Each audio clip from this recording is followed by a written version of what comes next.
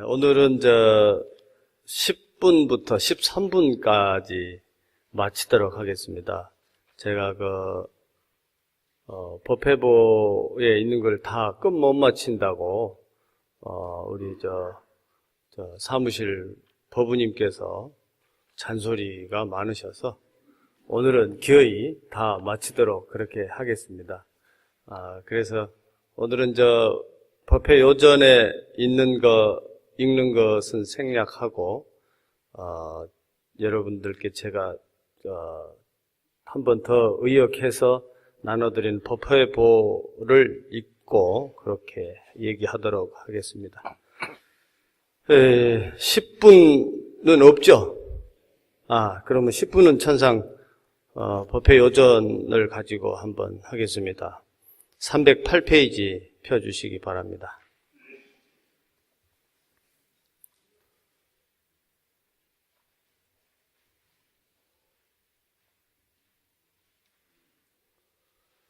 제10분 정토를 장엄함. 부처님께서 수보리에게 이르셨다. 수보리야, 어떻게 생각하느냐? 여래가 옛적에 연등불 회상에 있었을 때 법에 얻은 바가 있었겠느냐? 아니옵니다. 세존이시여, 여래께서 연등불 회상에 계실 때 법에 있어 실로 얻은 바가 없사옵니다. 수보리야, 어떻게 생각하느냐? 보살이 불국토를 장엄한다고 하겠느냐? 아니옵니다. 세존이시여, 왜냐하면 보살이 불국토를 장엄함은 곧 장엄이 아니옵고 그 이름이 장엄이옵니다. 이 까닭에 수보리야, 모든 보살 마살은 마땅히 이와 같이 청정한 마음을 낼지니 마땅히 형상에 머물러서 마음을 내지 말며 마땅히 성향 및 족법에 머물러서 마음을 내지 아니하고 응당 머문 바 없이 그 마음을 낼지니라.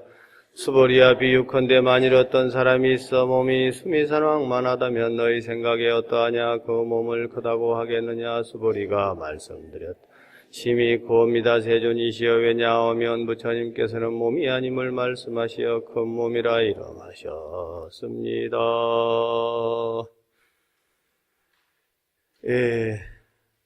연등불은 서가모니 부처님께서 과거에 수행하실 적에 부처님으로부터 미래세의 부처가 되리라라고 수기를 내리셨다는 부처님이신데, 그 과거세 부처님으로부터 수기를 받고 했으니 법에 뭔가 얻은 거 있지 않겠냐? 그러고 이제 부처님께서 물어보셨습니다. 그래서 수보리 존자는 법에 있어서 실로 얻은 것은 없습니다. 이렇게 얘기합니다. 우리가 법을 깨달았다, 법을 얻었다 이런 표현 많이 하잖아요. 그런데도 우리는 지금 부처님께서 당신 입으로 말씀하시지는 않았지만 수보리를 통해서 법이라고 하는 것은 얻어지는 것이거나 또는 주는 것이거나 그런 것이 아니라는 말씀을 하시는 겁니다. 줄 수 있고 받을 수 있다면 뭔가 실체가 있는 것으로 생각하기 쉬운데, 법이라고 하는 것은 이렇게 주거나 받거나 그런 것이 아니고 본래부터 이미 있었던 것이다. 이미 있는 것인데 우리가 잘 모르고 있어서 마음의 눈을 뜨기만 하면 본래 자기한테 이미 있는 것을 확인하는 것이지 누가 주거나 누가 받거나 그런 것은 아니다. 이런 말씀을 하고 계십니다. 그럼에도 불구하고 우리 선사 스님들은 이제 제자에게 법을 내린다 또는 법을 받는다 뭐 이런 표현을 쓰기는 하죠. 그러니까 너는 너 스스로에게 있는 법의 눈을 떴음을 내가 인정한다. 뭐 그런 정도의 증표 같은 것이죠. 요새 말로 하면 자격증이라고 하면 될란가 모르겠네. 그런 것이 이제 법을 얻었다, 받았다, 뭐 이렇게 표현을 하기는 합니다만, 법이라고 하는 것은 있다고도 할 수 없고, 없다고도 할 수 없고, 만져진다고도 할 수 없고, 만져지지 않는다고도 할 수 없고, 본래부터 우리 마음 가운데 또는 우리 삶 가운데 이미 있는 것이라서 그런 이치를 이해하고 확인하는 것으로서 법을 얻었다, 법을 깨달았다 이렇게 표현하는 것이지 따로 어떤 특별한 법이 있는 것은 아니다. 그런 말씀을 부처님께서 수보리 존자의 입을 통해서 말씀하고 계십니다. 그래서 이런 법의 눈을 가리고 있는 우리 어리석은 마음을 치우친 생각이나 잘못된 성냄이나 또 과도한 욕심 이런 것들을 내려놓기만 하면 우리 마음 가운데 이미 법이 있다. 이것을 확인하기만 하면 된다. 이런 것을 본래부터 부처다. 본래부터 법이 있었다. 이렇게 표현을 하는 겁니다. 그래서 내 마음 가운데 있는 마음 가운데라고 이제 말을 하는 이유는 뭐 마음 바깥에도 법이 있고 마음 안에도 법이 있다라고 말할 수 있는데 그런데도 불구하고 마음 안에 법이 있다라고 말하는 것은 자기 마음을 좀 잘 이렇게 껍데기를 까듯이 내가 이것은 옳은 것이야 이렇게 주장하고 있는 것을 과연 그런가? 그러고 껍데기를 탁 까보니까 그런 것이 아니네. 그런 것이 아니고 잘 생각해 보니까 이런 것 같네. 그래서 그걸 또 딱 까보니까 앞에 거 또 틀렸네. 또 까보네. 이런 식으로 해서 자꾸 자기 생각을 부정하고 또 자기 생각을 이렇게 인정하지 않고 자꾸만 생각을 더 깊게 해서 어느 순간에는 내 안에 있는 이치가 바깥에도 이미 있었구나 하고 알아차리면 그 알아차린 그 지혜를 통해서 우리 삶에 이미 법이 있구나 하는 것을 알아차린단 말이죠. 이제 이런 것을 우리가 법을 이해했다, 또 불성을 확인했다, 또는 부처가 되었다 이렇게 얘기합니다. 그렇기 때문에 이렇게 마음 안에 법이 있다라고 표현을 하는 것이지 본래부터 마음 안에만 법이 있는 것은 아니다.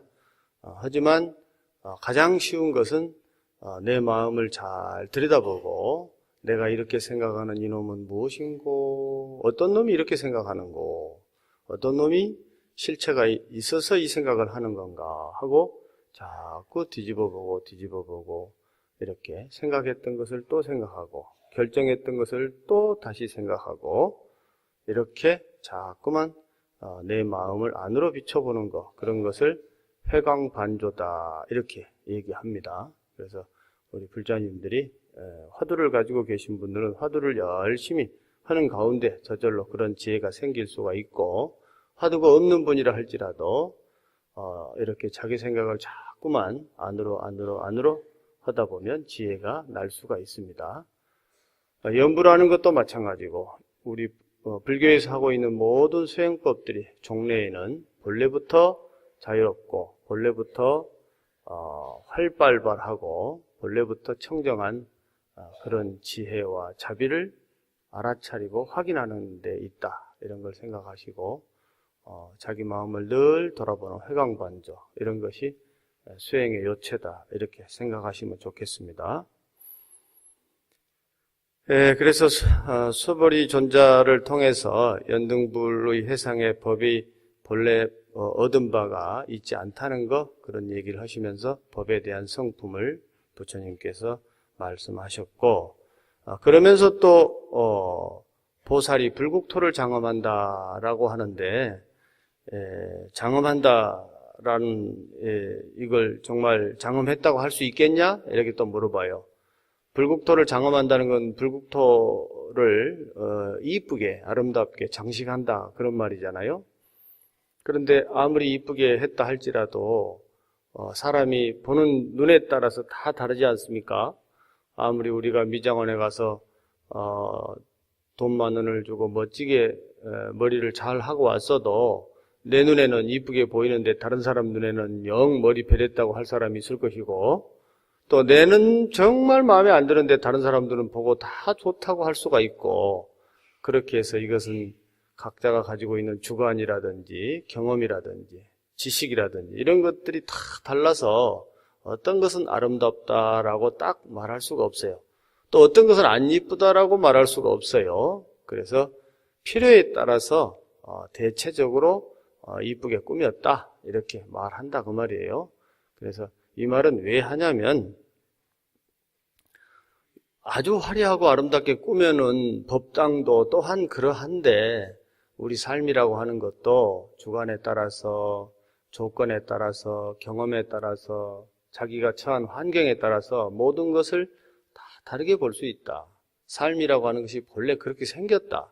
이런 걸 이해해서 한쪽으로 치우쳐서 생각하지 말아라. 이런 정도의 말씀을 지금 하고 계십니다. 그래서 부처님은 한 가지를 말씀하셨으나 우리가 상황에 따라서 우리 삶에 비추어서 그것을 거울처럼 비추어가지고 내 삶에서 잘 이용한다면 부처님의 법은 여러 각도로 쓸 수가 있습니다.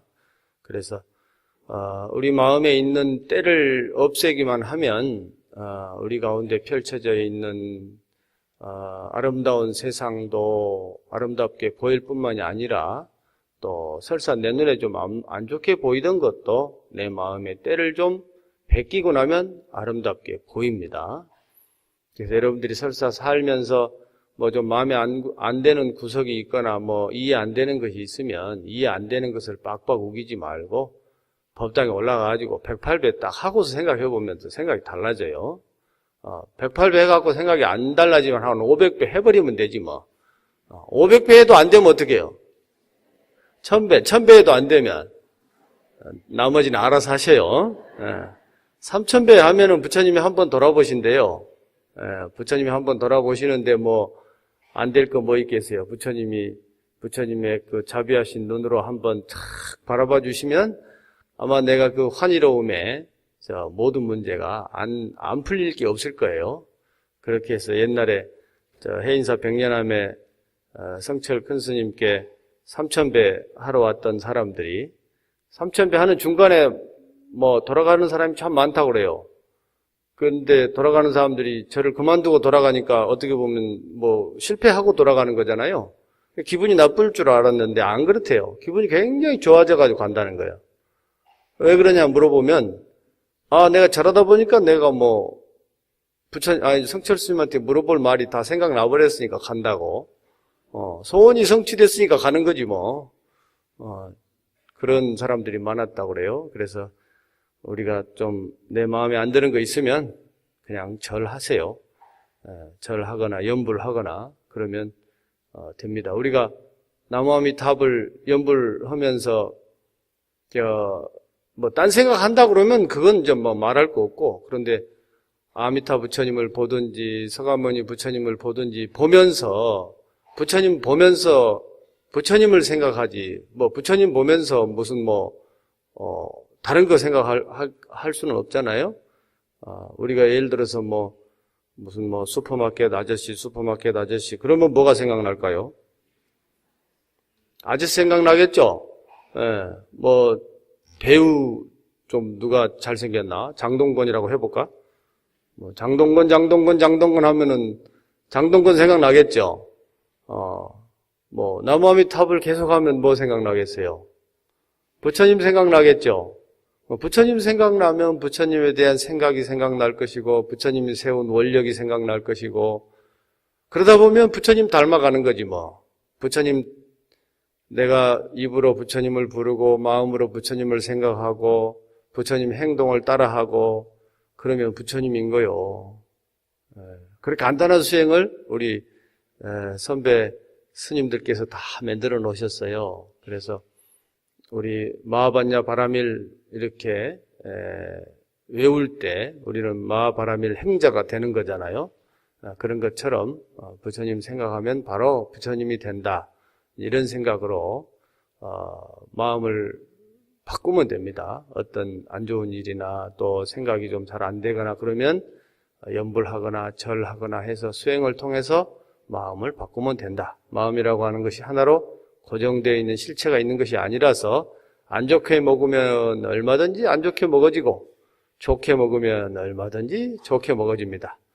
산적 두목을 생각하면 산적 두목같이 내 몸과 마음이 바뀌고 부처님처럼 생각하면은 부처님처럼 내 몸과 마음이 바뀝니다.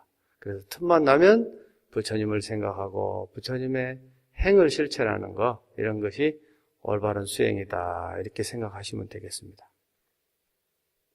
그래서 그런 것처럼 수행하는 사람들은 마땅히 이렇게 눈으로 보이는 색이나 또 소리나 냄새나 맛이나 감촉이나 뜻에 있어서도 이렇게 하나로 고정된 생각을 하지 말고 언제든지 하나가 아니라는 거, 고정된 실체가 있는 것은 아니라는 거, 다만 이름을 그렇게 부른다는 거. 그래서 하나에 집착해서 마음을 내지 마라. 그런 말씀을 하십니다. 우리가 금강경 중에 응무소주, 이생기심 그런 얘기 많이 들어보셨죠? 마음이 응당히 마음을 머문 바 없이 마음을 내라 그랬는데, 머문 바 없이 마음을 내라 그러면 여러분들이 참 어떻게 내라는 말인가 상당히 어려울 거예요. 그런데 마음이라고 하는 것은 하나로 고정되어 있는 것은 아니다. 마음이 잠깐 동안 고정되기도 하고 흘러가기도 한다. 이런 줄 알고 마음을 내라. 이런 얘기예요. 그래서 내가 예를 들어서 어떤 사람을 당신을 존경합니다라고 마음을 내지만, 또 존경한다고 했는데 조금 있으니까 그분이 글쎄 존경 안 할 만한 행동을 하시네. 그럼 어떻게 했어요? 존경하는 마음이 또 쓱 사라지잖아요. 예. 그렇지만 또 사라진 그것만 또 붙잡고 있으면 안 되지. 또 저 양반이 어째 저런다냐 했는데 또 이해되는 좋은 행동을 하면 또 그러면 그렇지 하고 또 마음이 돌아오잖아요. 그래서 마음이라고 하는 것이 머물러지지 않는다. 그렇기 때문에 늘상 한 가지 마음을 가지고 딱 고정되게 생각하지 말아라. 어떤 사람은 이렇다라고 딱 고정해 버리지 말고, 마음이라고 하는 것은 고정되는 것이 아니다. 그런 줄 알고 마음을 내라. 그 사람을 좋다고 볼 때도 그런 줄 알고, 좀 뭔가 마음에 안 든다고 할 때도 그런 줄 알고, 마음은 본래부터 그렇게 하나로 고정되는 것은 아니다라는 것을 알고 마음을 내라. 반대로 얘기하면 내가 다른 사람에게 좋은 일을 했거나 했을 때 그 사람에게 심어져 있던 어떤 친절을 베풀었던 그런 마음 또한 언제까지나 머물러 있는 것은 아니라는 걸 알아야 된단 말이에요. 그러면 어떻게 해야 되겠어요? 부지런히 앞에 친절을 베풀었던 건 잊어버리고 지금 또 친절을 베풀어야만 돼. 그래서 저 사람 마음 가운데 늘 내가 친절하고 예의 바르고 바른 사람이라는 것을 늘 이렇게 심어줘야만이 저 사람이 나에 대해서 좋은 호감을 갖지. 호감을 가지라고 하는 게 아니고, 우리가 세상을 살다 보면 호감 있는 사람하고 말도 하기 쉽지 호감 없는 사람하고는 말도 잘 안 하잖아요. 그래서 우리가 공부하고 수행하고 하는 것은 잘 먹고 잘 살아보자고, 호감 가지고 서로 말도 잘 통하고 공부도 잘 열심히 하자고 하는 거니까, 늘 내가 수행하는 모습, 또 봉사하는 모습, 사랑을 실천하는 모습, 이런 걸 늘 상대방한테 좋은 생각을 가지고 또 행동하고 실천하고 해야 된다. 그런 얘기입니다. 하나로 머무러져 있지 않다 하는 것이 중요한 게 아니고, 그렇기 때문에 부지런히 새로운 소스를 제공해야 된다. 그렇게 살아야 된다. 그 말이에요. 아셨죠?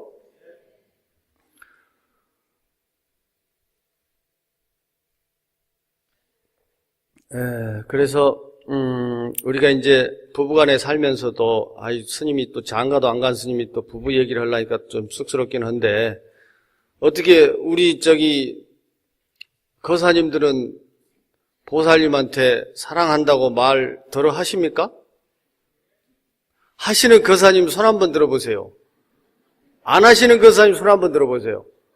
이것도 저것도 아닌 거사님은요, 사랑한다고 말하기는 굉장히 어려울 거예요. 그러면 보살님들한테 물어봐야지. 거사님들은 이럴 때 좀 옆에 눈치를 좀 보세요. 사랑한다는 말을 거사님으로부터 듣고 싶은 사람 손 들어봐요. 어떻게 된겨? 저기 합창부도 없어요? 조금 있네, 그래도. 그러면 듣고 싶은 사람이라고 하면 좀 그렇고, 그럼 누구든지 보살님한테 사랑한다라고 말해주면 기분이 좋겠다라는 사람 손 한번 들어봐요. 맞네. 본인이 듣기에는 좀 쑥스러운가 보네.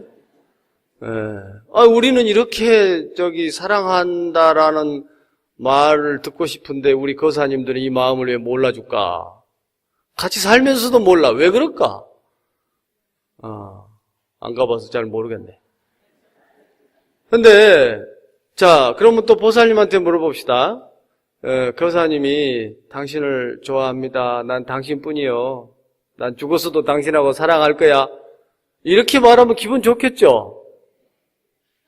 아닌 사람도 있는가 봐. 아니, 그러면 사랑한다라고 말해주면 기분이 좋아요? 아무 말도 안 하면 기분이 좋아요? 말하면 기분 좋죠? 말하면 사랑이 더 깊어져요? 말 안 해야 깊어져요? 아니, 그러면은, 한 달에 한 번만 하면 깊어져요? 날마다 하면 깊어져요? 이거는 이론이요, 실제 그런 거요. 합창부만 알고 있나 봐. 실제 그렇죠? 애들한테, 여러분들 애들 키울 때, 아이고, 손자들한테 또, 아이고, 우리 이쁜 손주야. 아이고, 쓰다듬어주고, 난 너를 좋아한다, 사랑한다. 그러면 애들이 어때요? 좋아하죠? 그런 애들은 절대 삐뚤어지지 않아요. 사랑을 많이 받고 자란 애는 절대 삐뚤어지지 않습니다. 자기한테 요만한 문제만 있어도 그걸 다 할머니한테 와서 얘기하고 할아버지한테 와서 얘기하고 그러면 그때마다 다 받아줘야 돼요. 그냥 무조건 뭐라고 그러면 안 돼요. 그리고 애들을 키울 적에 보면 버릇을 잘하려고 엄마 아버지는 엄하게 하지요? 예? 애들 버릇 잘 습관 들이려고 엄하게 하지 않습니까? 그런데 애가 하자는 대로 다 받아주면은 버릇이 나빠지니까 엄마 아버지는 엄하게 한단 말이에요. 그런데 이치는 맞는데 엄하게 하니까 어떻게 마음이 상하니까 눈물 흘리잖아요?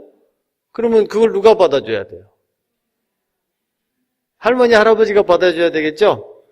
요새 할머니 할아버지하고 떨어져 살아. 어떻게 해야 될지 모르겠어. 할머니 할아버지가 이걸 받아주는 거예요. 잘했든 못했든 어냐 그래 예? 하면서 받아주고 우는 애 입에다가 사탕을 물려서 감정을 다스리는 겁니다. 감정을 다스리고 애가 좀 진정이 된 다음에 너 어째서 혼났냐 물어보는 거예요. 어째서 혼났냐.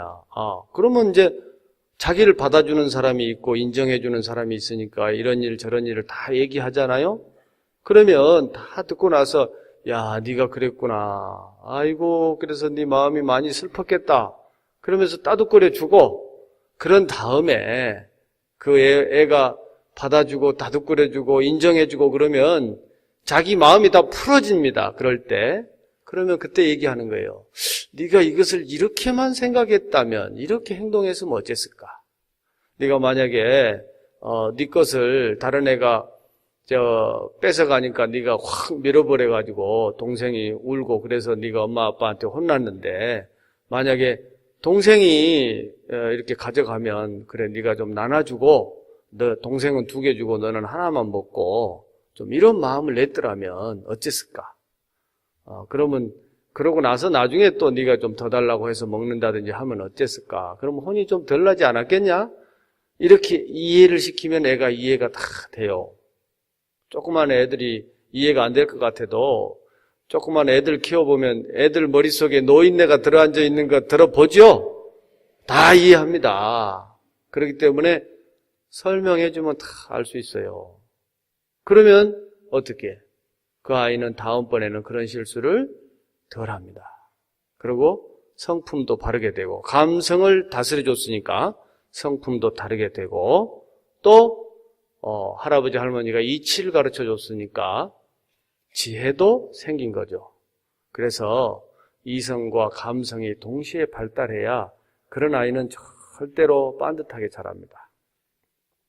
그렇게 사랑받고 큰 애는 나중에 또 사랑을 할 수가 있어요. 할아버지 할머니가 되면 또 자기의 손자 손녀를 그렇게 이쁘게 키울 수가 있는 겁니다. 그런데 우리가 이렇게 이런 감성이나 이성이나 이런 것들을 제대로 발전하지 못하면 안 되는 것처럼 애들도 그렇고 어른도 마찬가지예요. 일하러 나가는 우리 거사님들한테 보살님이 이렇게 아침에 내보내면서 아이고 당신 최고야. 당신 오늘 왜 이렇게 멋진지 몰라. 이렇게 얘기하면 거사님들이 어깨가 어때요? 으쓱합니까? 반대로 할지도 모르지. 당신은 오늘 왜 이려? 평소에 안 하니까 그렇지. 평소에 늘 격려를 늘 해줘봐요. 오늘 당신 최고야, 멋쟁이야. 우리 남편 반한 사람이 앞만 눈을 씻고 봐도 없어. 속으로는 안 그렇더라도 겉으로 좀 일해주면 얼마나 기분 좋아요. 그러면 거사님들이 힘이 더 나지 뭐. 그리고 자기 존재감을 늘 확인받으니까 세상에서 많고 많은 사람들 중에서 당신의 가장 의지가 되는 도반이자 동반자가 당신 괜찮은 사람이라고 말해주는데 얼마나 든든하겠어요.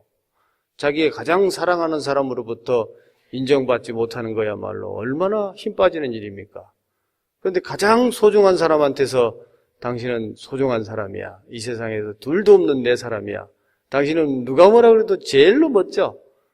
일을 제일 잘한지는 잘 모르겠어. 하지만 나한테 있어서는 제일로 중요한 사람이야. 기운 내고 기죽지 말고 당당하게 해. 당신은 남들 2개 할 때에 하나밖에 설사 어떤 일을 못한다 할지라도 그래도 이 60억 인구 중에 당신은 하나뿐이 없는 사람이야. 소중한 내 사람인 줄 알고 힘내라고 이렇게 얘기해봐. 길게 얘기할 건 없어요. 당신 최고 이 말만 해도 될 거예요 아마. 그러면 아마 우리 거사님들이 더 열심히 일을 하시고 기분 좋게 하시고 그러니까 몸도 또 건강하고 능률도 잘 오르고 그러면 우리나라가 또 더 좋은 나라가 되고 이럴 겁니다. 그렇기 때문에 상대를 인정하고 존중해주고 이런 것이 그냥 한 번 얘기했다고 해서 1월 1일 날 또는 생일날 당신 사랑해 이렇게 한마디 한다고 해서 이게 1년 동안 약효가 가는 거 없어요. 아마 좀 심하게 얘기하면 며칠밖에 안 가. 그러니까 더러더러 이렇게 가끔 얘기해 줘야 됩니다. 당신이 정말로 소중한 사람이다. 정말로 사랑스럽다. 왜냐? 우리 존재라고 하는 것은 늘 고정되어 있는 것이 아니다 그 말이야. 몸도 고정되어 있는 것이 아니고 마음도 고정되어 있는 것이 아니고 그렇기 때문에 앞에 말한 건 다 까먹거든. 그래서 늘 얘기해 줘야 돼. 당신이 최고라고. 당신 소중하다고. 그런 얘기를 늘 해주는 거. 이런 것이 부처님께서 불국토를 장엄한다고 하는 것은 장엄이 아니다. 이름이 장엄일 뿐이다. 이런 얘기도 우리가 우리 삶에 이런 생각을 해봐야 됩니다. 그래서 또 어떤 사람은 모든 것은 고정되어 있지 않다라고 얘기하면은 뭐 한자로 얘기하면 무상하다 그 말이거든요. 항상함이 없다. 무상하다 그 말인데 불교에서는 맨날 무상을 얘기한다고 그래가지고 무상하다는 그 말만 듣고 가버려요. 그러면 세상이 허무한 것처럼 보이거든. 무상하다라고 말하면. 그러니까 불교는 무슨 허무주의를 맨날 선전하는 집안처럼 이렇게 생각을 해요. 근데 그런 게 아니에요. 이 세상에 있는 것은 어떤 것도 잠깐 있다가 사라지는 거예요. 하루살이는 하루만 있다가 사라지는 거고 우리는 한 100년 있다가 사라지는 거고 뭐 어떤 것도 우리 지구라고 하는 것까지도 뭐 우리 지구 나이도 한 45억만 년인가 밖에 안 됐대요. 그런데 우리 뭐 지구 생긴 거 얼마 안 됐거든요. 태양도 마찬가지예요. 우리가 지금 존재하고 있는 이 은하계도 그렇게 나이가 많은 은하계가 아니에요. 우리 은하계 바깥에는 더 오래되고 더 크고 그런 은하계가 또 있습니다. 그 은하계 또한 뭐 그렇게 나이가 많다고도 할 수가 없어요. 무궁무진하고 중중무진으로 큰 세상이 뒤에가 있습니다. 그렇지만 그렇게 큰 세상이라 할지라도 부처님의 눈으로 볼 적에는 한순간에 불과하다는 거예요. 그런데 우리가 하물며 내 잠깐 한 100년 사는 이 인생이 찰나에 불과한데 이 찰나에 불과한 이것을 그렇다고 무상하다라고 보라는 게 아니고 찰나밖에 안 되기 때문에 소중하다 이 말이에요. 예를 들어서 어떤 사람이 우리 중에 어떤 큰 병이 들어가지고 1년밖에 살 수 없다.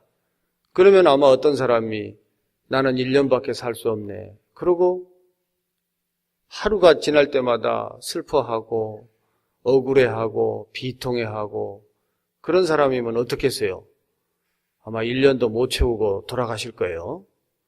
그렇게 살아라는 얘기가 아닌데 1년밖에 없습니다. 그러면 어떡해요? 하루가 365개 남은 거잖아요. 얼마나 하루하루가 소중하겠어요. 그래 그 소중한 시간을 그래 비통해하고 원통해하고 억울하고 그러라고 있는 게 아니에요. 365개밖에 나한테는 없구나. 그러면 이 365개를 얼마나 소중하게 쓸까? 내가 일생 동안 만났던 사람들한테 365명만 되겠습니까? 그 많은 사람들한테 당신 덕분에 나는 이 세상에 있었을 때 얼마나 기분이 좋았는지 모른다. 당신이 있어서 내가 있는 것이다. 당신이 언젠가 베풀어준 은혜를 나는 지금도 기억하고 있다. 너무나도 감사하다. 이런 얘기만 아마 하재도 365일이 부족할 거예요. 가보고 싶은 것도 있을 것이고 고맙고 감사하고 이런 시간들로 보내기에도 얼마나 소중하고 짧은 시간인데 그렇듯이 우리가 찰나라고 하는 이 인생도 찰나밖에 안 되는구나 하고 허망하다라고 생각하라고 얘기해 주는 게 아니고 그러기 때문에 더 소중하다는 걸 알아라. 지금 여기 이 순간이 전부다. 이것밖에 없다. 그만큼 우리에게는 현재의 삶이 중요하다. 나한테 주어진 이 순간이 중요하다. 지금 여기가 전부다. 이런 얘기를 하려고 삶이 무상하다라고 말하는 거예요. 항상 하고 영원해가지고 내가 죽지도 않고 늙지도 않는다 그러면 노력할 일도 없고 남한테 감사할 일도 없지 가만히 있어도 되지 오늘 못하면 내년에 하면 되고 내년에 안 되면 내후년에 하면 되고 내후년에 안 되면 100년 후에 하면 되니까. 그런데 없어. 말할 기회가 없어. 그러니까 어떻게? 지금 해야 된다고 말해요. 지금 고맙다. 지금 사랑한다. 지금 당신 때문에 나는 매우 정말 보람있다. 이런 얘기를 지금 하고 지금 삶을 의미 있고 보람있게 써라. 이런 것이 부처님이 우리 삶이 무상하다라고 말씀하시는 그런 취지다 그 말이에요. 그래서 공부를 하면 할수록 우리 불자님들도 그렇고 스님들도 그렇고 공부를 많이 하면 할수록 자세가 더 부드러워지고 더 친절해지고 더 은혜가 넘쳐나고 이렇게 바뀌어야 되는 거예요. 왜냐하면 저 사람을 만날 기회가 또 있을지 없을지 우리는 모릅니다. 그렇기 때문에 공부를 많이 하면 할수록 더 겸손하고 하심하고 더 이렇게 부드러워져야 된다 그 말이에요. 절에 오래 댕기는 거, 자격증 많이 딴 거, 이거 별로 중요한 거 하나도 없어요. 절에를 하루밖에 안 다녔던 10년을 다녔던 30년을 다녔던 그 사람의 눈빛에서 얼굴에서 얼마나 자비스러운 빛이 나오는가, 얼마나 부드러운 말이 나오는가, 이런 것이 더 중요한 겁니다. 그렇기 때문에 우리 절에 오래 댕기는 보살님들 더 자비롭고 더 친절하고 더 지혜롭고 더 온화롭고 그렇게 하시기 바랍니다. 아셨죠? 그래서 또 부처님께서 또 비유를 말씀하셔요. 어떤 사람이 있어서 몸이 수미산왕만 하다면 너의 생각에 몸이 크냐라고 물어봅니다. 수미산이 우주의 중심에 있는 산이래요. 그래서 우주의 중심에 있으니까 아마 크기가 굉장히 클 겁니다. 우리나라의 제일로 꼭대기에 있는 백두산도 큰 산인데 수미산은 더 클 거예요. 그런데 저기 티베트에 가면 수미산이라는 산이 있습니다. 카일라시라고 하는데 그 산은 주변에 있는 산들 보다도 조금 높아서 그랬는지 몰라도 만년설이 항상 있어요. 그리고 산이 너무나도 잘생겼어요. 그래서 우리 불교, 또 티베트의 본교, 힌두교, 이런 그 종교의 첫 시작이 그 산이라고 그래요. 그 산에서 많은 수행자들이 수행을 해서 그랬는지 뭐 한 5,600인가 6,000m 정도 되는 곳에 있는데 굉장히 그 산이 잘생기고 영험한 그런 산이에요. 그래서 그렇게 큰 산, 몸이 그렇게 크다면 크다고 할 수 있느냐, 이제 이렇게 부처님이 물어봐요. 그래서 물론 크죠. 그렇지만 부처님께서 말씀하시는 것은 이렇게 크다라고 하는 것을 상대적으로 고정시켜 놓고 한 것은 아니고 다만 이름이 크다라고 말하는 겁니다. 이런 정도로 부처님의 뜻을 우리 수보리 존자가 알고서 표현을 합니다. 그래서 우리 삶에 있어서 어떤 것은 좋다, 나쁘다, 뭐 크다, 작다, 뭐 요새 심지어는 뭐 좌파다, 우파다, 뭐 이런 얘기도 하나의 이름일 뿐이다. 임시적으로 정한 것 뿐이다. 그래서 그런 것에 너무 함몰되거나 치우치지 말아라, 이런 얘기입니다. 그래서 우리 여기 지금 이 10분에서는 법의 실체가 하나로 고정되어 있는 것이 아닌 것처럼 우리 삶도 그렇게 하나로 고정되어 있는지 않는다는 것을 알고 자기의 견해, 한쪽으로 치우친 집착된 견해에 치우치지 말고 우리 삶이 늘 이렇게 이 찰나찰나의 삶이 전부다. 내가 봉사할 수 있고 사랑할 수 있고 행복을 나눠줄 수 있는 시간은 지금 여기 이곳 이 순간이 전부다. 이런 생각으로 찰나를 완성시켜 나가라. 그렇게 해서 시간만 나면, 틈만 나면 보살행을 실천하고 또 사랑을 실천하는 그런 마지막 순간이다. 이런 생각으로 일체 사물이 고정되어 있지 않다라는 것을 이해하라. 그런 말씀으로 이해하시면 되겠습니다. 아시겠죠? 자, 11분. 시간이 또 별로 없네. 빨리빨리 해야 되겠네. 11분 한번 펴보세요. 오늘 나눠주신 저거에, 있네. 법회보에 있습니다. 제 11분 무의복이 수승함. 무의복이라고 하는 것은 하나로 정해지지 않은 거, 이런 겁니다. 하나로 정해지지 않는 복이 수승하다. 하나로 정해져 있으면 정해진 그것밖에 아닌데 정해지지 않았기 때문에 한량이 없다. 그런 얘기입니다.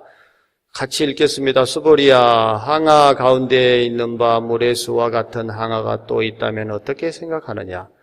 저 여러 항아에 있는 모래를 얼마나 많다 하겠느냐? 수보리가 말씀드렸다. 심히 많습니다. 세존이시여. 다만 저 여러 항아만이라도 오히려 많아 셀 수 없사옵거든. 하물며 어찌 그 모래이오리까? 수보리야, 내가 이제 진실한 말로 너에게 이르노니 만약 선남자 선여인이 있어 저 항아의 모래수에 3,000대천 세계 가득 찬 칠보를 가지고 보시에 쓴다면 얻을 바 복이 많겠느냐? 수보리가 말씀드렸다. 심히 많습니다. 세존이시여. 만약 선남자 선여인이 있어 이 경 가운데에서 내지 4국계만이라도 받아 지니고 다른 사람을 위하여 말해주면 그 복덕이 앞에 말한 복덕보다 많으니라.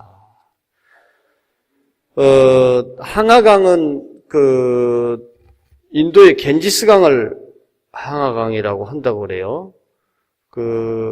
인도 문명, 인도의 인더스강, 겐지스강, 뭐 이렇게 강이 큰 강들이 있는데, 우리 한강이라고 해봅시다. 우리가 모르는 강 맨날 얘기하면 뭐 하겠어요? 한강이라고 해봅시다. 한강가에 가보셨어요? 가보면 우리가 강을 이렇게 잘 사업을 해버려가지고 잘 모르는데, 저 위에, 송파 쪽에 가면 모래가 있는 쪽이 있습니다. 혹시 보신 분 계실란가 모르겠네. 봤든 안 봤든 강바닥에 모래가 얼마나 있겠어요? 없겠어요?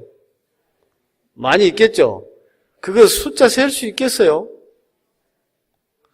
그냥 그러면 자동차로 한 차 정도만 싣고 오면 셀 수 있을까요?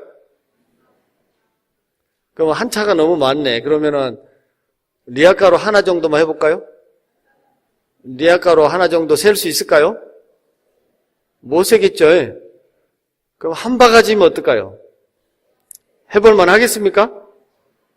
그것도 좀 어려워요. 그럼 한 주먹은? 한 주먹은 해볼만 하겠죠? 어렵긴 한데 아마 도전한 사람이 있을 거예요. 한참 하다가 아마 아이고 이건 내가 이걸 왜 하고 자빠졌나 하고 그만둘지도 모릅니다. 한 주먹의 모래도 세기가 어려운데 강 전체의 모래를 세라고 그러면 어떻겠어요?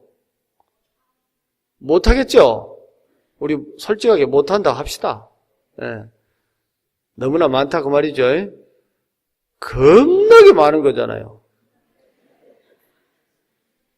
여러분들 겁이 그냥 마음속에 겁이라고만 혹시 아시는 건 아니죠? 겁이 얼마나 된 숫자예요. 숫자. 저기 우리가 사방 1km나 되는 저 바위가 있대요. 가로 세로 높이가 1km. 그러면 1km라고 그러면 좀 잘 안 되니까 우리 지금 법당 안 제법 넓죠? 제법 넓은데 이게 바위로 생겼어요. 바위로. 그런데 천년에 한 번씩 하늘에서 선녀가 내려와 가지고 옷깃을 쓱 이렇게 스치고 지나간대. 천년에 한 번이에요. 날마다가 아니고. 천년에 한 번씩 이렇게 쓱쓱쓱 스치고 나가서 얼마나 몇 번이나 하면은 이 바위가 다 닳겠어요. 생각이 됩니까? 생각 안 되죠? 뻥이 좀 심하다. 그런데 그게 겁이라는 숫자예요. 겁. 그게 숫자로 있어. 부처님이 태어나신 인도 사람들은 그렇게 좀 쉽게 말하면 뻥이 좀 세요. 그래가지고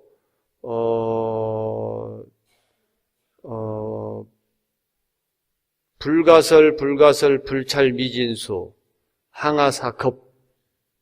불가설이란 말은 말로 할 수 없다 그 말이에요. 너무 숫자가 많아갖고 말로 하기가 곤란하다. 근데 그것을 한 번만이 아니고 두 번. 불가설 불찰미진수. 미진수면은 티끌을 끝이 없는 티끌이다 그 말이거든요. 끝이 없어. 숫자를 매길 수가 없어. 살필 수가 없어. 그렇게 많은 불찰미진수. 그것도 겁나게 많은데 항아사. 강바닥에 모래만큼이나 앞에 것이 많다. 그것이 또 겁나게 많다. 이게 불가설 불찰미진수 항아사 겁이에요. 그냥 겁 이건 아무것도 아니야. 이렇게 많은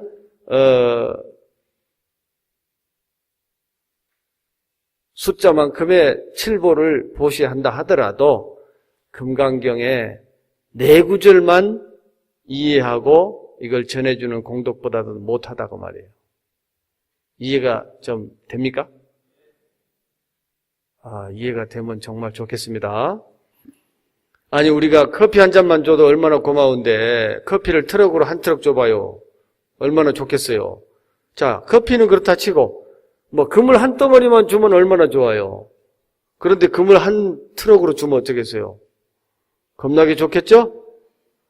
그런데 금 한 트럭이라도요 쓰려고 보면 금방 써요. 근데 안 써봐서 잘 모르겠는데 말하는 사람들이 그렇게 합디다. 돈은 쓰려고 보면 뭐 금방 쓴다고. 금방 쓰고 나면 없어져 버려요. 한 트럭을 줬는데 다 쓰고 나니까 한 트럭을 줘서 고맙다는 생각도 없어질지도 몰라. 물질이라는 건 그런 거예요. 예. 없어져 버리면 공덕도 없어질지도 몰라요. 그런데 세상을 보는 지혜를 가르쳐주는 거, 지혜의 눈을 열어주는 거. 야, 황금 한 트럭이라 할지라도 그게 얼른 생각할 때는 겁나게 고마운 것 같지만 황금 한 트럭 그거 쓰려고 하면 엄청 피곤해야 야. 또 한 트럭 잘못 쓰다가냐 수명 제대로 못 살고 죽어. 또 이놈 저놈이 와서 뺐다 보면야 한순간에 다 없어져. 나중에는야 안 나눠준 사람들이 밉다고 욕만 딥다 한다. 그러니까 황금 한 트럭이 꼭 좋은 것이 아니요. 라고 누군가가 지혜를 가르쳐준다면 그 지혜가 더 수성할지도 몰라요. 옛날에 어떤 형제가 나란히 길을 가다가 황금을 딱 하나 주웠잖아요. 그죠? 그러니까 우리 같으면 어떻게 해? 형님, 동생, 가위바위보 해갖고 이긴 사람이 갖자. 그러기 쉽겠죠? 아니면 뭐 돌로 딱 쪼개가지고 둘로 나누자. 이러기 쉽겠죠? 근데 그 형제는 그걸 안 해요. 그걸 어떻게 해요? 그걸 그대로 가지고 가가지고 강바닥에 빠뜨려버려요. 빠뜨려버려요. 다른 사람들이 보고 깜짝 놀라죠. 아니, 그 황금을 어떻게 바다에 빠뜨려버리냐고. 그러니까 그 사람들이 뭐라 그래요? 야, 이 사람아, 황금 이거 가지고 있다가 우리 형제간에 이가 갈리면 어떡하려고 그래? 이거 아주 나쁜 물건이야. 빨리 버려버려야 돼. 그래서 버려버렸다는 거예요. 황금보다도 의좋게 사는 게 더 좋다는 거예요. 응? 사이좋게 지내는 것은 오래도록 갈 수 있지만 한 번 의가 상하면 이건 참 곤란한 거잖아요. 한 번 의 상하면 그거 붙이기 정말 어렵습니다. 황금 아무리 갖다 줘도 소용없어 라고 한 번 마음 닫아버리면 잘 안 붙여지거든요. 그렇기 때문에 그 황금을 버려버리는 거예요. 이런 지혜를 가르쳐주면 황금 한 트럭으로 갖다 준 것보다 더 귀하다. 그런 거예요. 그렇기 때문에 하물며 이런 정도의 지혜도 그러는데 부처님의 사국의 정도면 어떻겠습니까? 지혜의 눈을 열어주는 건데 태평양 한가운데에 사는 거북이가 있는데 그 거북이는 1000년에 한 번씩 올라와서 숨을 쉰대요. 숨을 거북이가 쉬어야 삽니다. 폐가 있는 동물이라서.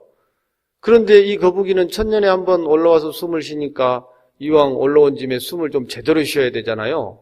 그런데 하필이면 또 거북이가 눈이 멀었네. 눈이 멀었어. 그러니까 올라와가지고 허우적대다가 숨도 제대로 못 쉬고 들어갈 수밖에 없어. 뭐라도 하나 좀 1000년에 한 번 올라왔는데 뭐라도 운 좋게 나무 토막이라도 붙들고 딱 잡고서 숨을 좀 오래 쉬어야 되잖아요. 그런데 그 태평양에 있는 거북이가 그냥 아무 생각 없이 올라왔는데 올라오자마자 구멍 뚫린 송판대기를 하나 만나가지고 탁 그 구멍을 머리를 내밀고 좀 나무대기를 붙들고서 숨 쉬는 거 얼마나 좋겠어요. 태평양 한가운데서 한 바늘 점보다 더 작은 그런 송판대기 하나를 붙들고 숨 쉬는 것만큼 불법을 만나기가 어렵다는 거예요. 수많은 중생의 몸으로 우리가 태어나고 하지만 불법을 만난다는 것은 그만큼이나 어렵다. 그렇게 옛날 어른들이 비유를 하셨거든요. 그래서 그렇게 불법을 만나서 또 그 중에서도 중요한 금강경의 소위 경전인 금강경의 사구계를 한마디라도 잘 이해하고 이것을 다른 사람한테 전해준다면 이 전해주는 이것으로 인해서 그 사람은 마음의 눈을 뜨고 삶을 바르게 살고 언젠가는 수행을 해서 성불을 한다. 그래서 부처가 된다. 그러니 황금 마냥이야 잘못 쓰면은 타락해서 사람의 몸을 잃어버릴지도 모르는데 금강경 개성 한마디만 알아도 바르게 살 수 있는 지침이 되니 세세생생에 정말 부처가 될 수 있는 인연을 만들어주니 이 금강경이야말로 얼마나 소중한가. 그래서 항아사 모래수보다 많은 칠부를 보시한 것보다도 금강경 사국의 하나를 전해주는 것이 더 수승하다 이렇게 말씀하시는 겁니다. 이해되셨죠? 그래서 틈나는 대로 우리는 부지런히 전법해야 돼요. 스님 나는 법을 몰라가지고 불법을 몰라서 나는 잘 전하지 못합니다. 이 핑계 대지 마세요. 교회 다닌 사람들은 뭘 알아서 전해줍니까? 몰라도 잘만 전하대. 나하고 얘기해보면 5분도 게임이 안 돼. 당신 이치가 안 맞아. 그런데도 끊임없이 얘기해. 나중에는 내가 지쳐가지고 졌어. 내 언젠가 기회 되면 갈 테니까 오늘은 좀 그만합시다. 이러고 말거든요. 고속버스 버스 타러 가면은 누군가가 와가지고 어찌 그렇게 귀신같이 알고 오는가 몰라. 그냥 버스 타기도 겁나. 와서 그냥 한동안 얘기하면 이제 듣다 안 되면 이제 오늘은 내가 좀 피곤하요. 좀 다음번에 들으면 안 될까라? 네, 그렇게 다 주고 가는 표정을 지으면 이제 할 수 없이 가기도 하고 그러는데, 아무튼 전법하는 그거는 우리가 좀 배워야 돼요. 그래서 여러분들이 오늘 들은 얘기만이라도 좀 잘 기억을 해가지고 많은 물질을 소유해서 그것은 까딱하면 우리 마음이 욕심이 많이 생겨서 타락하기가 쉬운데, 지혜라고 하는 것은 자꾸만 들으면 우리가 정말 고통에서 벗어나고 윤회에서 벗어나고 종래에는 부처가 된다. 이런 것이 바로 건강경이다. 이런 얘기를 좀 잘 전해주시고, 내가 잘 못하면 건강경 경전을 한번 전해주고, 또 뭐 그래도 좀 더 알고 싶으면 불광사 법회에 가시면 된다고, 그래 데리고 나와가지고 또 알게 이렇게 해주고 인연을 맺게 해주고, 이런 것이 매우 소중합니다. 그래서 우리가 정말 이 세상은 얼마든지 부처님의 불성으로 꽉 차 있는 세상이라서, 불성은 어떠한 특정한 모양을 갖추거나 그런 것이 아니라서 나쁜 마음을 내면 또 얼마든지 나쁜 마음으로 퍼지고, 좋은 마음을 내면 또 얼마든지 좋은 마음으로 퍼지고, 이런 겁니다. 그래서 누구나 고통은 싫어하고 정말 즐거움은 좋아하는 것이 모든 만물의 성품인 것처럼, 우리가 좋은 마음, 바른 마음을 날마다 내고 날마다 수행하고, 이런 것은 우리의 의무다. 또 거기다가 부처님의 경전을 전해주고 전법하는 것은 우리의 큰 의무다. 이런 말씀을 여러분들이 좀 생각을 해야 됩니다. 그래서 얘기를 하고 전법을 하다 보면 여러분들이 처음에는 잘 안 되는데 하다 보면 잘 돼. 그래서 한 개 반 개라도 주워 들은 것이 있든지 기억한 것이 있든지 하다 보면 저절로 입이 열려갖고 잘 됩니다. 그래서 아는 사람은 불에 달군 구슬을 주머니에 넣은 것 같아가지고 처음에는 옷으로 싹 가려지는 것 같지만 어떻게 시간이 지나면 점점 연기도 나고 이렇게 구슬이 바깥으로 빠져나오죠. 그런 것 같다 그러고, 또 송곳을 주머니에 넣은 것 같아가지고 이렇게 처음에는 안 보이지만 삐그덕 걸어다니다 보면 결국 송곳 끝이 바깥으로 나오는 것처럼, 우리 불자들이 공부하고 수행하고 하는 것은 말을 하다 보면, 또 이렇게 봉사행을 실천하다 보면 저절로 한 개 반 개라도 아는 것이 바깥으로 나오게 되어 있어요. 그래서 나도 모르게 전법을 하고 부처님 말씀을 전하게 된다. 그런 생각을 하시고 열심히 전법하고 그래 삽시다. 12분 존중 정교분 하겠습니다. 10분 만에 내가 다 끝내겠습니다. 12분 또 읽고 하겠습니다. 12분 13분까지 한꺼번에 읽어버립시다. 바른 가르침을 존중해야 함. 그리고 또 수보리야, 이 경을 설함에서는 내지 사국의 등만이라도 마땅히 알아라. 이곳은 일체 세간의 천상과 인간과 아수라가 다 마땅히 공양하기를 부처님의 탐매와 같이 할 것이거늘 어찌 하물며 사람이 있어 능히 다 받아 지니며 읽고 외움이랴. 수보리야, 마땅히 알라. 이 사람은 가장 높고 제일 가는 희유한 법을 성취하리라. 만약 이 경전이 있는 곳이면 곧 부처님과 존중하신 제자가 계심이 되느니라. 법다이 받아지님. 그때 수보리가 부처님께 말씀드렸다. 세존이시여, 이 경을 마땅히 무엇라 이름하오며 저희들이 어떻게 받들어 가지오리까? 부처님께서 수보리에게 이르셨다. 이 경은 이름을 이명자로서 너희들은 응이 받들어 가집니다. 우선 까닭이래 아수보리야.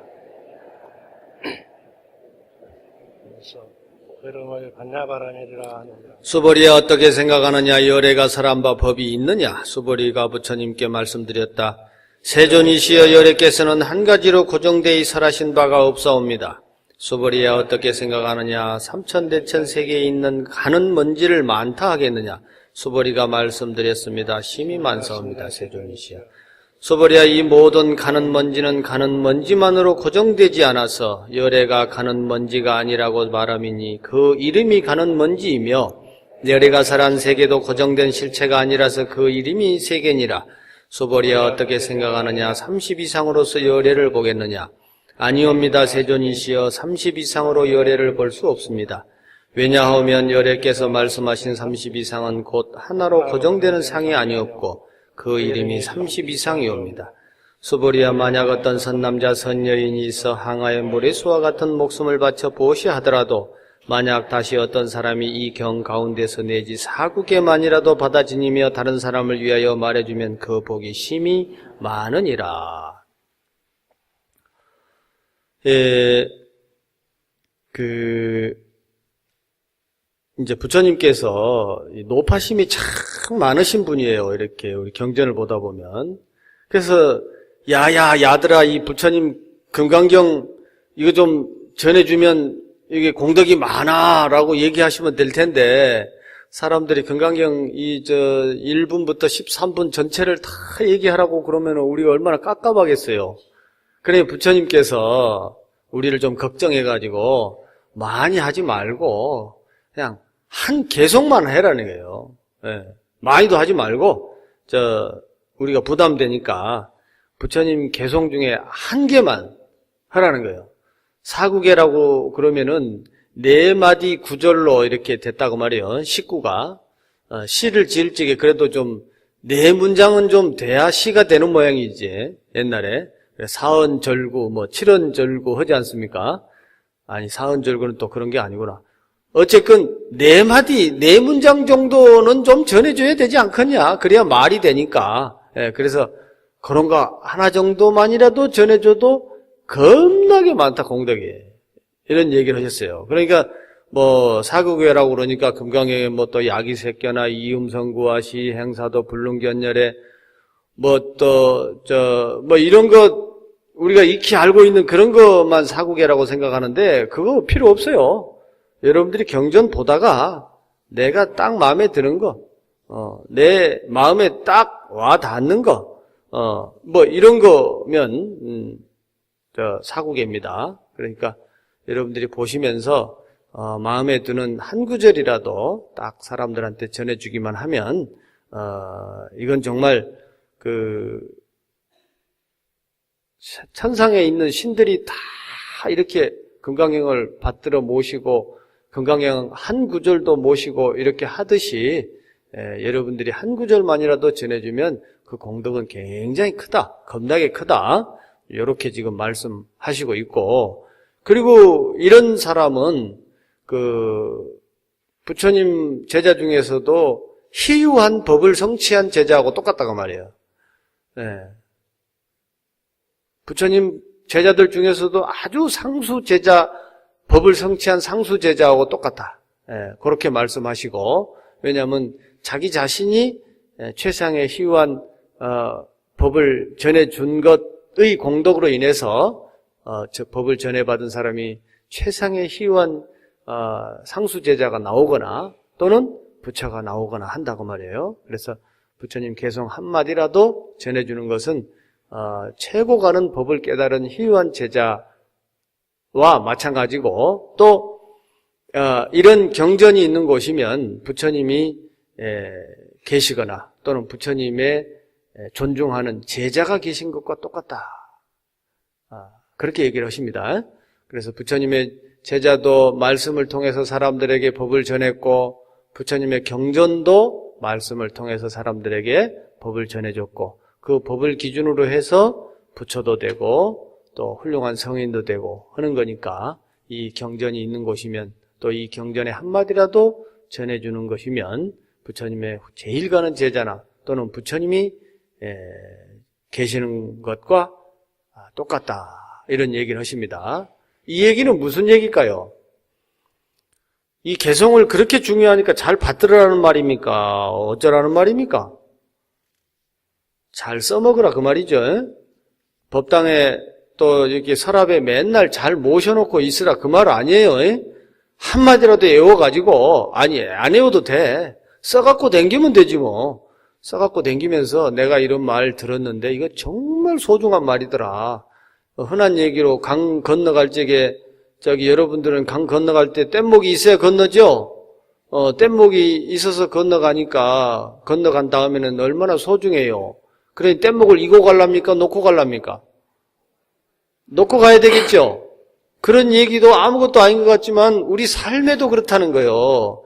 아무리 소중하고 지혜로운 얘기인 것 같아도 사람의 괴로움을 해결하려고 있는 것이지 그 지혜 자체가 훌륭한 건 아니에요.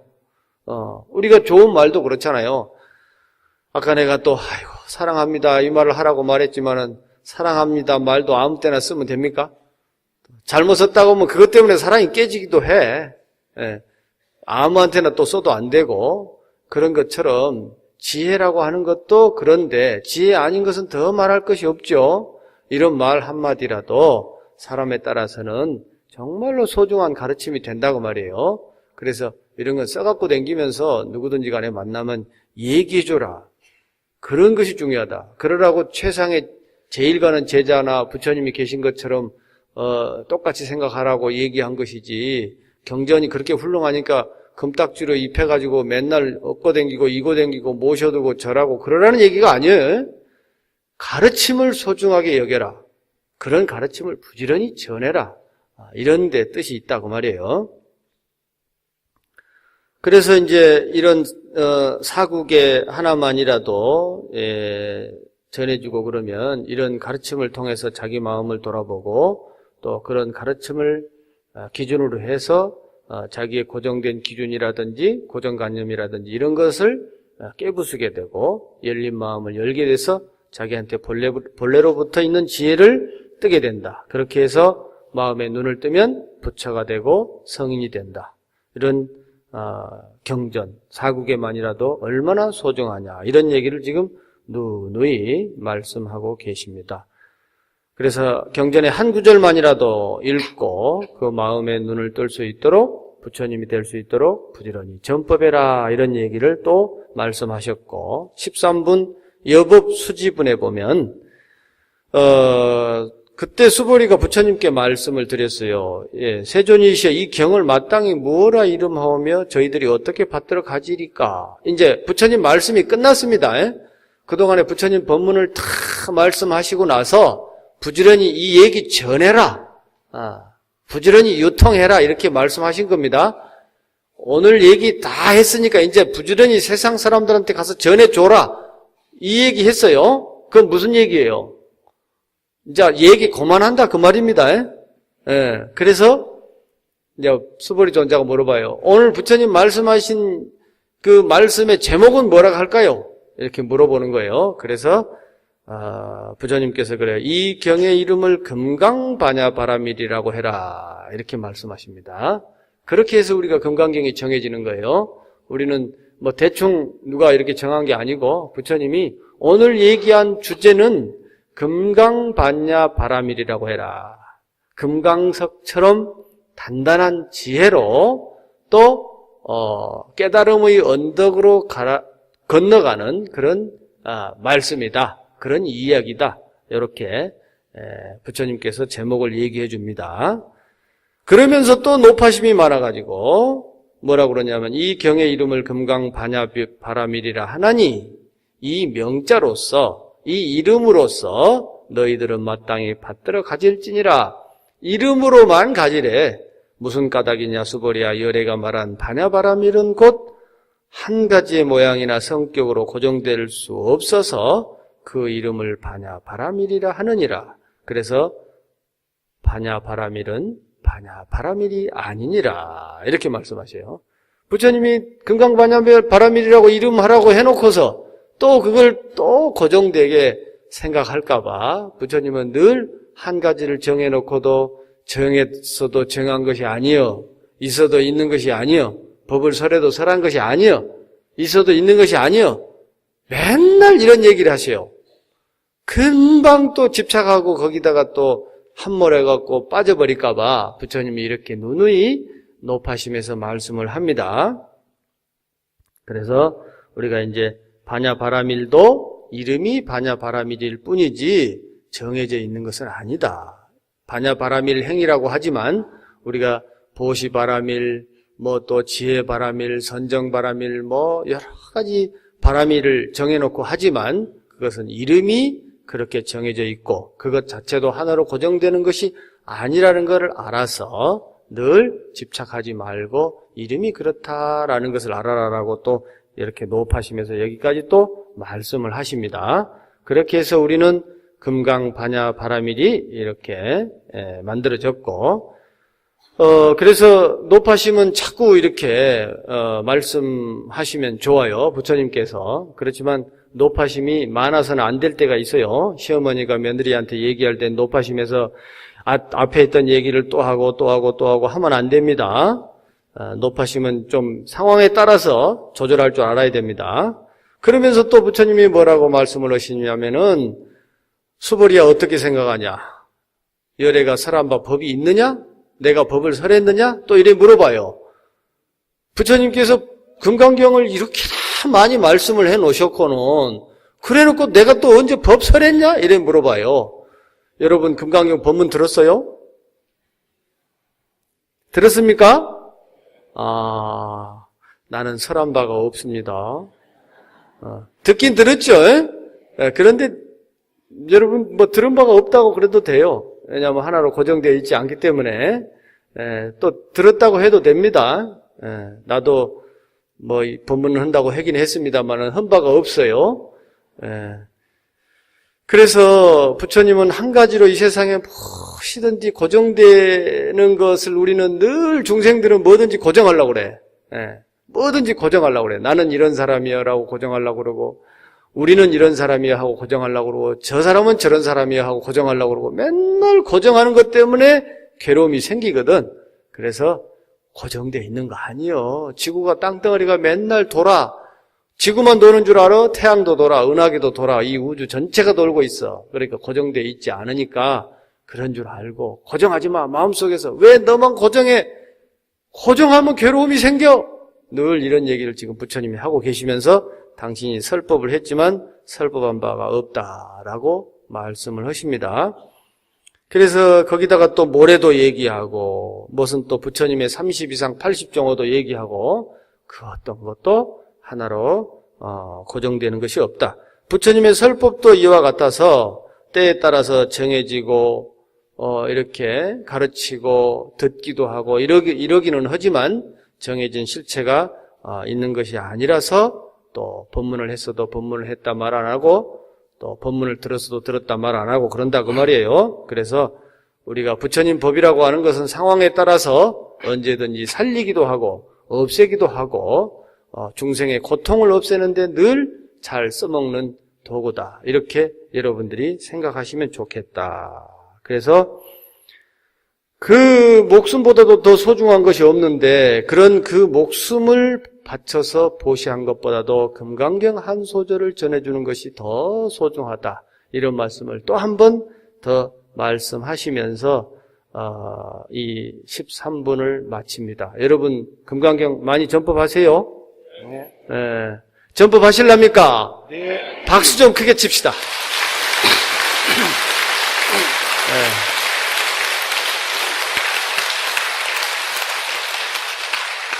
전법이 얼마나 소중하다는 거 여러분들의 박수가 귀에 쩌렁쩌렁하게 들리듯이 전법의 공덕이 수승하다는 거 이런 거 잊어버리지 말라고 제가 박수 치라고 그랬어요. 제 법문 잘했다고 박수 치라는 얘기 아닙니다. 그리고 시간이 없고 오늘 또 이렇게 시간을 한 10분 초과했는데 그래도 제가 주지스님한테 혼나가면서 조금만 더 얘기하겠습니다. 우리가 세월호의 아픔을 잠깐 얘기하고 넘어갈게요. 여러분들이 다 알고 있고 우리가 이 아픔을 쉽게 잊어버리면 안 된다는 거 잘 알고 있습니다. 그런데 세월호가 우리에게 남겨주고 간 정말 아픔의 교훈이 뭔지 이런 거 잘 똑똑히 알아야 됩니다. 무엇이 침몰했는지 우리 아이들의 생태 같은 목숨이 사라진 것은 사실이긴 하지만 무엇이 사라졌는지 잘 알아야 됩니다. 무엇을 건져야 되는지 잘 알아야 돼요. 지금 일단 돌아가신 분들의 아픔이나 이런 건 우선 좀 오늘은 놔두겠습니다. 너무나 많은 얘기들을 했기 때문에. 그런데 우리는 거기서 남겨진 큰 상처가 있어요. 우리 아이들이 어른들의 말을 이제 믿을 수 있을까요? 어른들의 말을 아마 쉽게 믿지 않을 겁니다. 이건 굉장히 큰 거예요. 어른들의 말을 믿지 않고 어른들의 말을 따르지 않는다 그러면 이거는 굉장히 큰 겁니다. 무서운 일이에요. 그래서 또 한 가지, 아무리 노력해도 다 소용없더라.